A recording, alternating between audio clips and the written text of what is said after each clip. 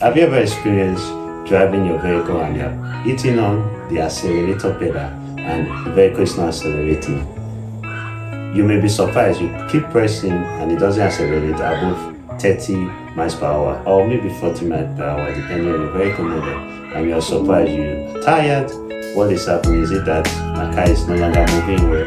Don't worry, that could be Limp mode. Now, what is Limp mode? Limp mode is a safety mode developed by car manufacturers to ensure that when they notice a severe or critical fault in your car moves to a safe mode where it doesn't accelerate beyond a certain level, so that you can quickly take the car to the mechanic to fix it. So Limp mode is for your safety. So when you notice that, don't be afraid, don't get scared. So what you have to do is this: you just drive it to your mechanic, and what do?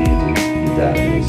In case you're on the highway, you're driving and your car, Limp mode is activated on your car, how do you move? You can't move above 30 or 40 miles per hour, but you have to take that car away. So what you do is this: take your car, park it by the roadside or in a safe place, and then you turn off the engine, leave it for 5 to 10 minutes, and you can start up the engine, and then you continue your journey.